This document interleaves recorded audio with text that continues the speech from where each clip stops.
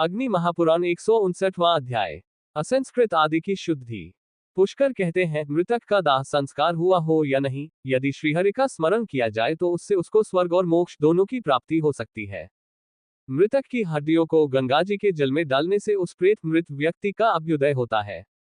मनुष्य की हड्डी जब तक गंगा जी के जल में स्थित रहती है तब तक उसका स्वर्गलोक में निवास होता है।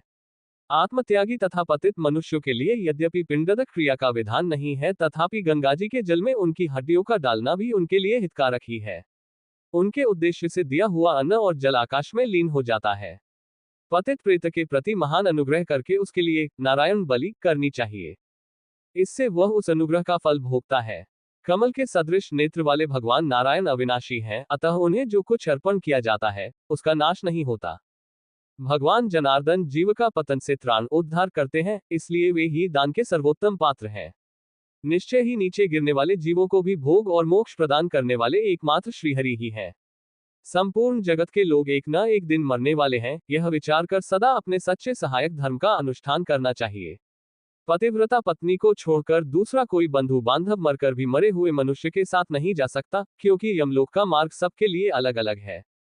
जीव कहीं भी क्यों न जाए, एकमात्र धर्म ही उसके साथ जाता है। जो काम कल करना है उसे आज ही कर ले, जिसे दोपहर बाद करना है उसे पहले ही पहर में कर ले, क्योंकि मृत्यु इस बात की प्रतीक्षा नहीं करती कि इसका कार्य पूरा हो गया है या नहीं। मनुष्य खेत बाड़ी, बाजार हाट तथा घर द्वार में फंसा होता है, उसका मन अन्यत्र लगा होता है। इसी दशा में जैसे असावधान भेड़ को सहसा भेड़िया आकर उठा ले जाए, वैसे ही मृत्यु उसे लेकर चल देती है। काल के लिए न तो कोई प्रिय है, न द्वेष का पात्र तारांकन। आयुष्य तथा प्रारब्ध कर्म क्षीण होने पर वह हठात जीव को हर ले जाता है। जिसका काल नहीं आया है वह सैकड़ों बाणों से घायल होने पर भी नहीं मरता, तथा जिसका काल आ पहुंचा है वह कुश के अग्रभाग से ही छू जाए तो भी जीवित नहीं रहता। जो मृत्यु से ग्रस्त है उसे औषध और मंत्र आदि नहीं बचा सकते। जैसे बछड़ा गौम के झुंड में भी अपनी मां के पास पहुंच जाता है, उसी प्रकार पूर्वजन्म का किया हुआ कर्म जन्मांतर में भी कर्ता को अवश्य ही प्राप्त होता है। इस जगत का आदि और अंत अव्यक्त है, केवल मध्य की अवस्था ही व्यक्त होती है।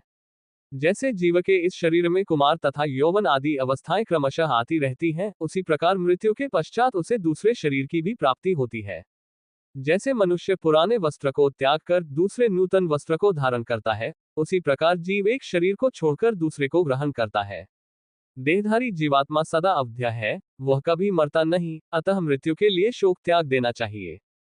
इस प्रकार आदि आग्नेय महापुराण में असंस्कृत आदि की शुद्धि का वर्णन नामक 159वां अध्याय पूरा हुआ।